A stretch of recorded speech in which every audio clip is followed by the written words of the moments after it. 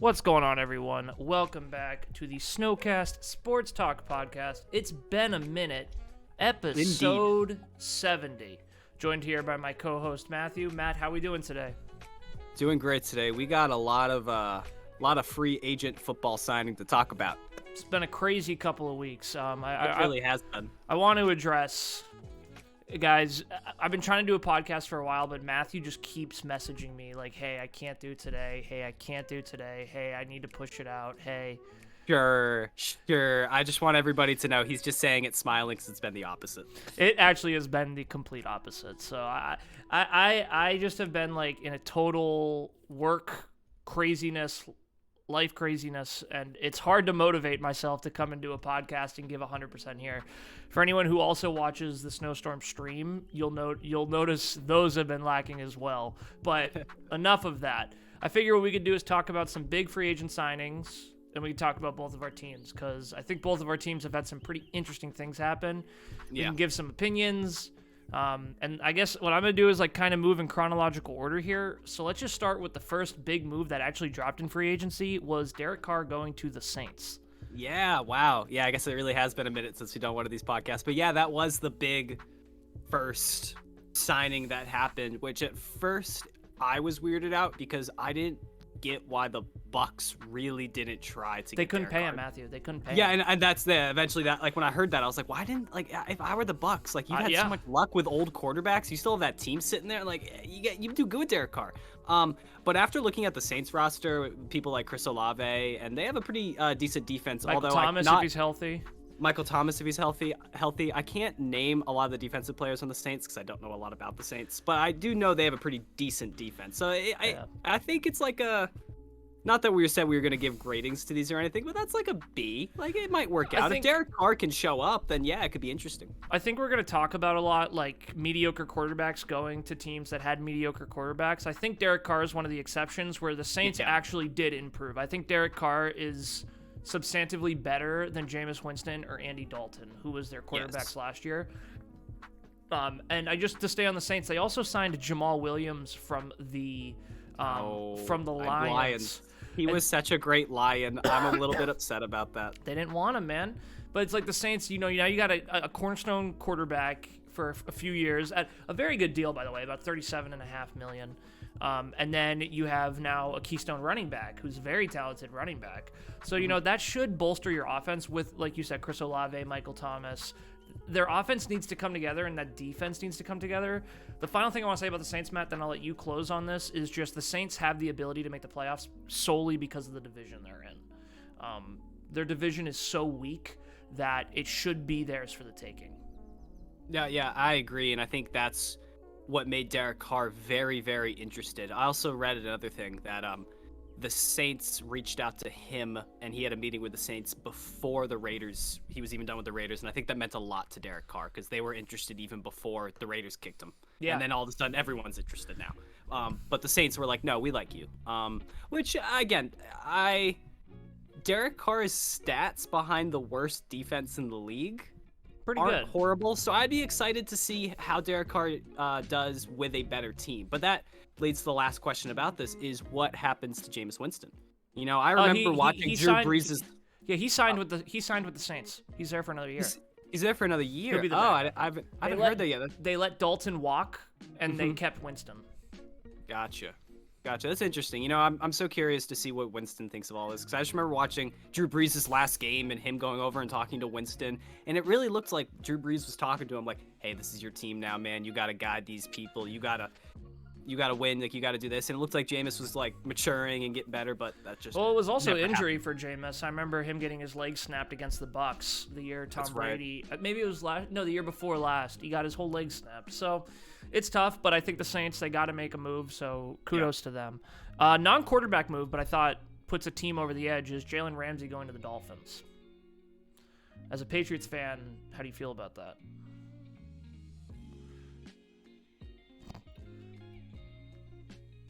I just wanted to hide. Because I heard for so long that there was a chance the Patriots might sign Jalen Ramsey. So I was getting excited. All of a sudden, I opened my phone one day, Dolphins signed Jalen Ramsey, and I'm like, oh, that's the opposite of what I wanted to have happen. And their defense is good. Yeah, I mean, the Dolphins, if you can keep Tua healthy with Tyreek Hill, Jalen Waddle now, I mean, that team's stacked now. And Both sides. You got Xavier Howard on one cornerback side. You have the linebacker from the Bears. I forget his name, but he's really good.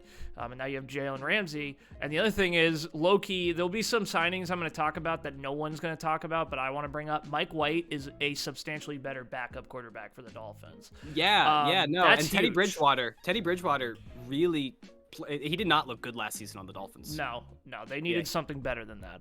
Yeah, and Mike White was a good pickup. It's funny how all the AFC East teams, I'm pretty sure that's the right division. I know the teams all in the division. I just always forget the name. But the AFC East, they just keep trading players. Like now we'll probably get to like some Patriots pickups. Like we got Mike Gesicki. I'm pretty sure we switched punters with the Dolphins. Yeah, I don't know. The punting game, I'm not as sure of. Yeah, so it's all so weird. The Damian Harris to the Bills. It's interesting. We're all just flip-flopping players. Yeah. Now, this one is one where I think the quarterback switch-up doesn't make a lot of sense, and it's Jimmy G to the Raiders. It's a lateral move. I think the reason the Raiders fans could say it's not a lateral move is because Jimmy worked with McDaniels. Jimmy knows that offense. He knows the terminology, and because of that, it'll be better than Carr learning his seventh different system. Go ahead. Jimmy G's a piece of glass. You got to be careful, man. You got to be careful, and I don't know who their backup is. Stidham walked. Stidham went to the Broncos.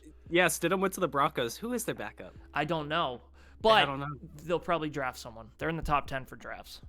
True, yeah. And I feel like just with the draft, at least what I'm hearing, I keep hearing about those top 4 names. And I don't hear about a lot of the other quarterbacks that might be in like the 3rd, 4th rounds that, where we picked up Bailey Zappi, which you never heard about. And, I mean, he's still undecided in my opinion, but he looked good.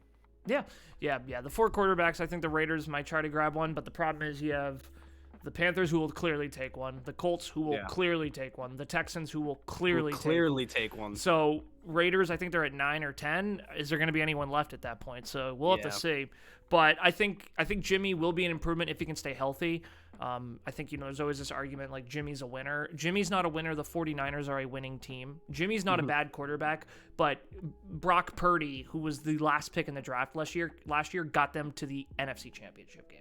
I'm just saying the roster there is built so well, and the coaching is so pristine that it's very easy for a quarterback to get in there, understand it, and then also execute it.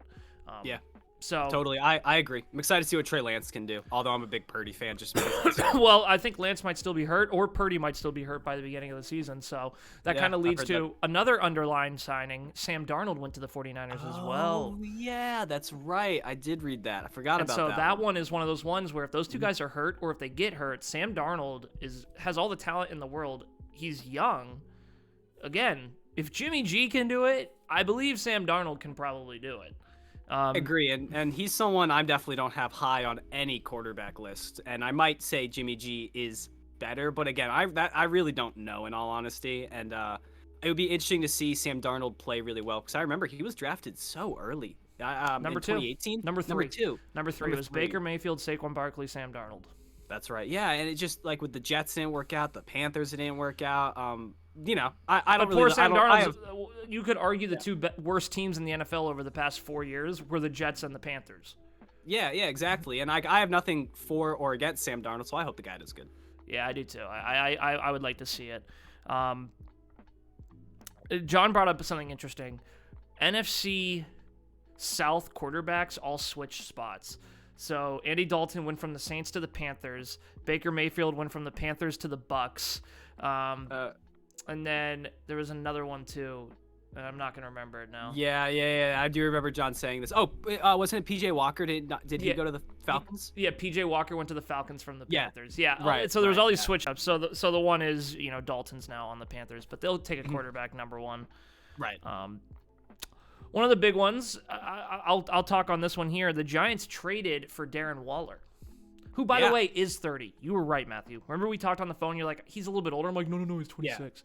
Yeah. I thought he was older. He's 30. But I don't know. I'm excited about it, but he's injury prone. I mean, he's a great tight end when he's not. So, it's just another person Daniel can throw that ball to, hopefully. And, it's one of those. We'll get to some of the bigger Patriot signings, but it's like I'm in the same boat of like, oh, God, please don't get hurt. Just please be successful. Please work. I really think the Juju signing for the Patriots is very similar to the Darren Waller signing for the Giants. I agree. I think Darren Waller is a bigger upgrade for the Giants than what we've had, but it's the same thing. He's more injury prone. Well, Juju, I'm gonna be honest with you, and then I'll let you talk about Juju because that's the next one I want to talk about. I don't think he's very good. I think Juju's a very good number 2. I don't think he's a very good number 1, and so that's what I'm interested to see. Go ahead.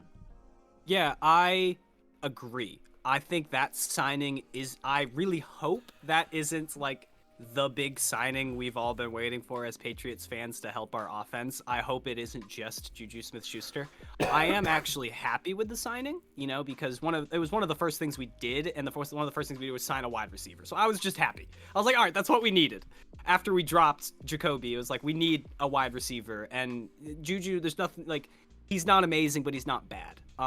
And also, I like to think maybe Billy B realized they needed a little bit more fun on the team, so then they get him, and then they get Mike Gesicki too, and they both love doing their TikToks. So that's they both love doing their dances. Yeah. And I hope this isn't the big signing we're all waiting for, but at the same time, I'm excited to see how this signing works out. If under Brian Dable and hopefully Mac Jones, I do believe Mac Jones will have a big comeback season this year. Oh, not Brian Dable. You mean my bad. Bill O'Brien. Bill O'Brien. Yeah. Yep. Thank you for correcting me there. No, you're good. That would have been confusing. Yeah. Under Bill O'Brien, and I think Mac Jones will come back this season. It would be just dope to see a Mac Jones, Juju Smith-Schuster just kicking ass. Maybe they vibe. Maybe they vibe. More. Again, that's what I was saying. Similar to the Darren Waller thing, I'm kind of just sitting there like this. Because I can't really have all this faith in this because Juju hasn't looked great these last couple of years. But at the same time, it is a big wide receiver we signed. So, like, I'm happy with it. I'm excited to see where it goes. I'm not so sold on it. I don't know if it's going to save the team. I don't know if that's what it was meant to do. I hope not. Talking about the AFC East for a second, too, where the Dolphins, have kind of built up a little bit. You have to be a little bit happy. The Bills have lost a lot of pieces. They lost Tremaine Edmonds. They lost a tight end. They lost a wide receiver. Like, they're losing some of their second pieces to their team. And so now this draft for the Bills is really important. So just as a Patriots fan, that's got to be kind of exciting to see the Bills the offensive coaching needs to be better next year. Josh Allen needs to play better next year. And they need to have a really good draft to build depth. Yeah, and I think the Bills. I think their window's closing a little bit. I'm not gonna lie. The window is closing a little bit. I think what the Bills could do is they already did one and they got Damian Harris, which I'm very upset. Yeah. Excuse me, I'm very upset about. In all honesty, he got hurt last season and is also getting a little bit older, and Ramondre Stevenson looks awesome. So I honestly do agree with Billy B at this point. I think I keep Stevenson over Harris. You're not gonna pay Harris. Yeah. Don't do that. Yeah, exactly. The Patriots know to do that. Yeah, but the Bills getting him was great, and that might really help that run. And I'm curious to see what you think because I was watching Pat McAfee the other day, and it just was being talked about there. One of the top landing spots for Hopkins is the Bills. Same, also Ezekiel Elliott. But I think Elliott came out. That's a scary one. I think Elliott wants to go to the Bengals, the Lions, or the Jets. Or the Bengals, Eagles, or Jets. But we'll talk about Elliott in a second here. Baker Mayfield to the Bucks. That's the one they could afford, right? It's the one they could afford. I don't even know how I feel about that. Like, I guess I liked Baker on the Browns. I honestly was making me a tiny bit of a Browns fan just because the way he was rallying that team, and he had some great games. He also had some awful games. Yeah. But again, injuries. But I don't know anymore. After seeing him on the Panthers and the Rams, and he's just headbutting people, and now like doing this, like I hope the best for the guy. I don't know anymore with Baker. I just don't know what you're gonna get. I don't know why the Bucks fired Leftwich, the offensive coordinator. So it's a whole new offensive system. Oh, actually, I hadn't heard that. Yeah, so it's not the one that Brady did when they won the Super Bowl. And it's like, why are you blaming the offensive coordinator? The offensive line was trash. And, like, Brady was holding the ball too long. Like, that's the truth. Brady was, so we'll see. I think the Bucs are going to struggle, man. Their cap space is horrible. Right. They're an aging team. I don't think they're a team that's on the up and up. So that's tough. No, I agree, and I don't know if Godwin and Evans, Evans. are too thrilled to be catching balls for Baker. I bet that's like how we went from Tom Brady, and now we have Baker Mayfield. That's a rough transition. Yeah. Some wide receivers. Well, let's talk about the NFC East. Let's talk about the Cowboys. The Cowboys have actually very quietly been adding pieces. They traded for Stephon Gilmore. Yeah, I was about to bring up. So they got Stephon. So as a Patriots fan, you can be afraid of the Dolphins cornerbacks. As a Giants fan, the Cowboys cornerbacks are definitely concerning. And the Eagles too. I mean, the NFC East still looks really, really strong. I think Washington's the only team I'm like, okay. But the Cowboys, they got Stephon Gilmore, and then they also traded for Brandon Cooks. That's right. That was the other big pickup. I kept thinking to myself, like, there was someone else I read that I couldn't remember. So those two together, that's a pretty deadly combo on the defense. The thing about the Cowboys, and I just want to say this to all Cowboys fans, as long as Dak Prescott's throwing your football, it doesn't matter. Like, the defense literally held the 49ers to 19 points, and the Cowboys they only could score 12. Like sure. I'm telling you, that's not the defense. Like let's be honest about it. It's two parts. Stephon Gilmore is a great upgrade, and Brandon Cooks is a great upgrade. But if Dak's throwing the ball, it doesn't matter. He's going to throw picks. He played 5 less games. He missed 5 games last year and was tied for first in the NFL for interceptions last year. That is wild. I did not know that statistic. I'm definitely not as hard on Dak. I don't disagree. I don't see Dak Prescott going to a Super Bowl and winning it. But at the same time, I can't help but remember Tom Brady's last game against the Cowboys, and I mean, it was an annihilation. The Bucs were a bad team last year. That's what I was about to say. The Bucs were not good. They were not that team last year. Yeah, I they would have really loved weren't. it, but they weren't. But that being said, the Bucs were not that good. Maybe you go a year, 2 years ago, 3 years ago, the Cowboys wouldn't have won that game. But at the same time, Dak Prescott played his heart. And I just remember watching that game and seeing that. So like, I think he has a little bit of a guy in him. I just don't know because I don't disagree. I don't disagree with you. I don't see him winning. I don't know how many years we give Dak. He's played in the NFL now for 7. It's like, yeah. When do you like? We can't crucify Derek Carr and give Dak a break. You know what I'm saying? Like, that's not right. fair. No, yeah, like, I completely agree with that. So for me, it's like Dak, and the thing is, Derek Carr on the Raiders with different coaches, different defenses. Dak Prescott had probably the best defense in the NFL next year, maybe behind the Eagles, and he only could score 12 points against the 49ers. Like, come on. Like, if you want, Micah Parsons is scary. The defense on the Cowboys is scary. Like, give Dan Quinn a lot of credit. Not a great head coach. Falcons fumble, of course. All that for a Patriots fan is fun to make fun of. But Dan Quinn's been a thorn in my side since he's been on the Cowboys. His defenses are absolutely impressive. And they have great pieces there. And Jerry's drafted a lot of those pieces. So, like, you give them credit. But it's like, as long as Dak's throwing the ball, I don't know. Yeah. So it's tough.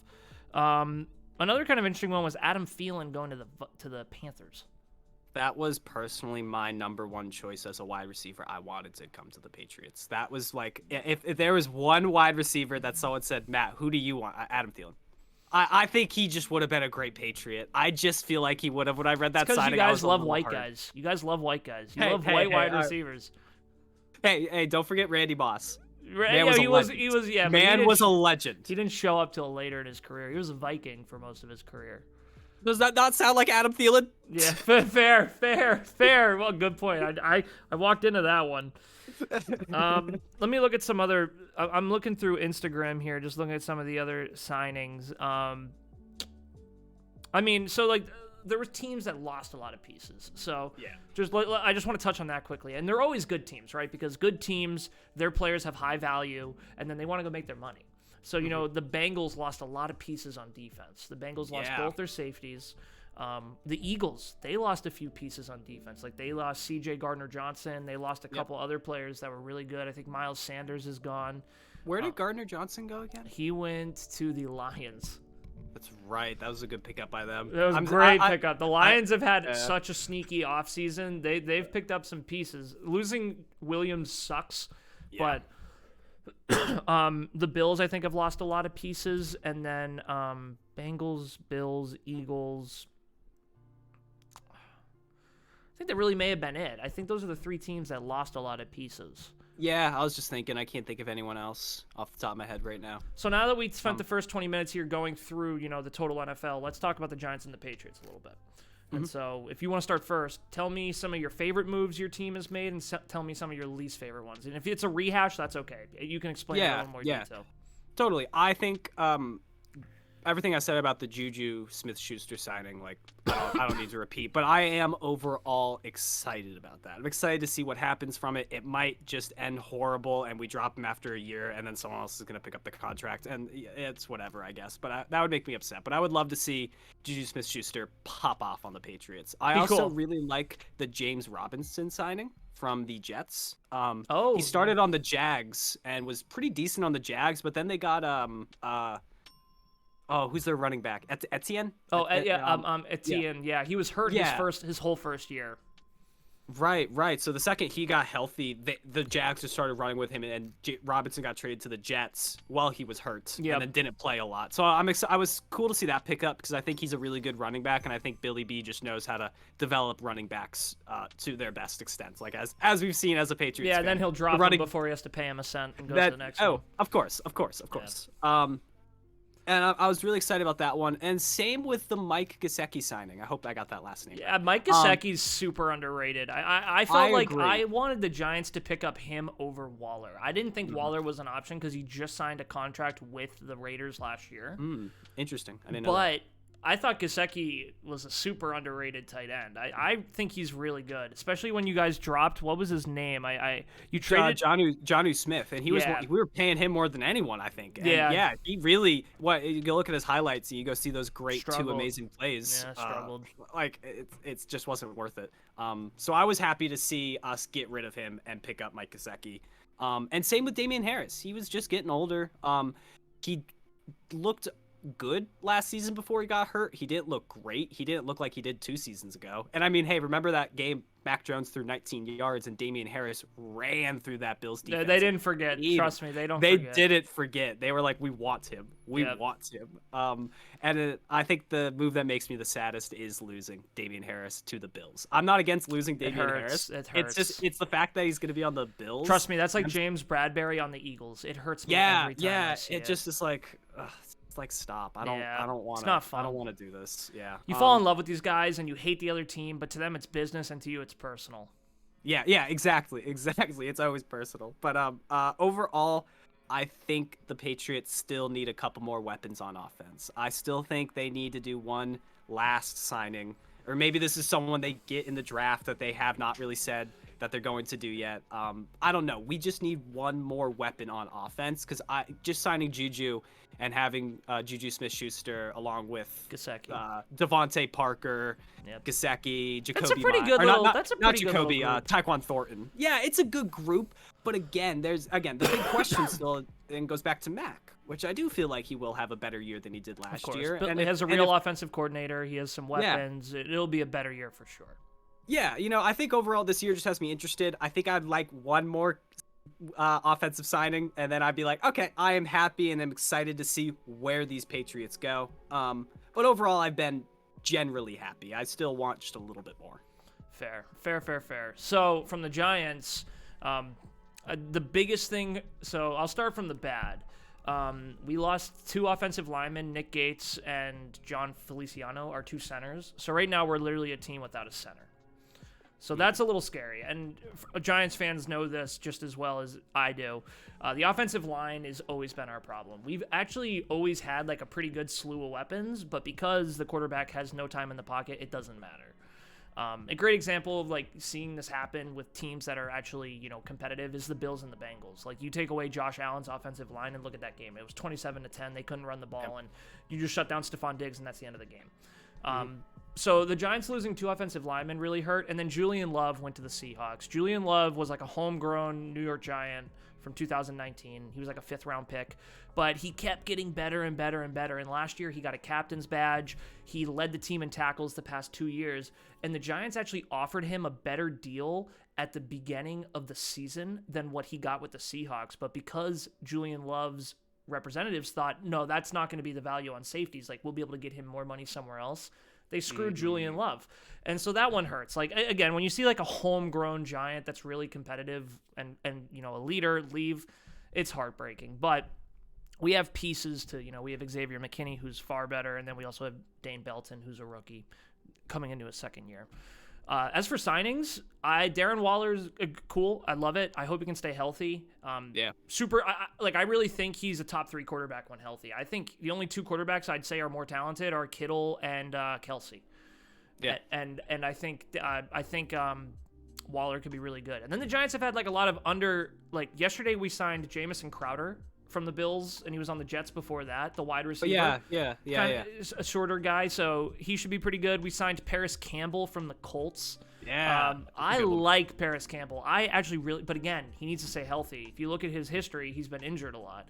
And then we signed a really good linebacker, Okereke from the Colts. So I think the Giants have actually filled some holes, but like our draft position to me now, it's either wide receiver if one is there at 25, or you take a center. We need a center. Like, we need some offensive linemen. Like, the Giants, I think they have 9 or 10 draft picks. They should take 5 offensive linemen, 4 or 5, because we need to fill that up. Yep. I was happy with it. I was happy we didn't plunge. Like, Tremaine Edmonds from the Bills went to the Bears. He got like the biggest linebacker contract in NFL history. I'm not about that. That'll burn your ass. That's what burned the Giants. The last year they were good. They signed a bunch of guys for a lot of money. They had one competitive year, and then they shit the bed.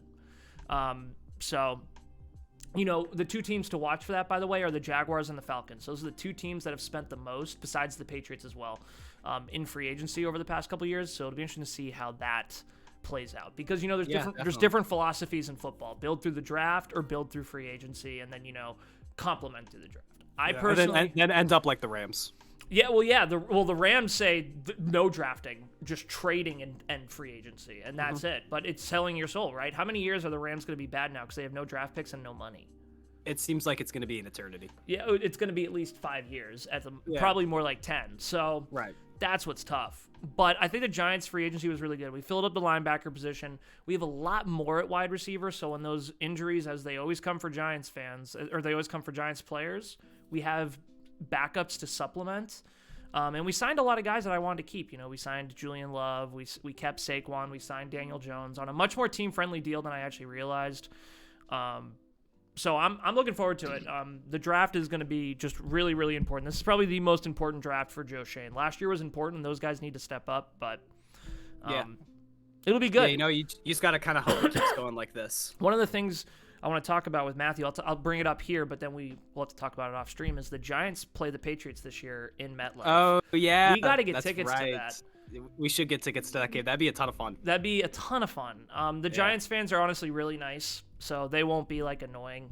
They're pretty kind, and it'd be a ton of fun. So I can't say the same about Patriots fans. Yeah, you guys are a little rougher. Eagles. Yeah, I went to a Giants Eagles games, and the Eagles fans were pretty rough. But either way, we play each other.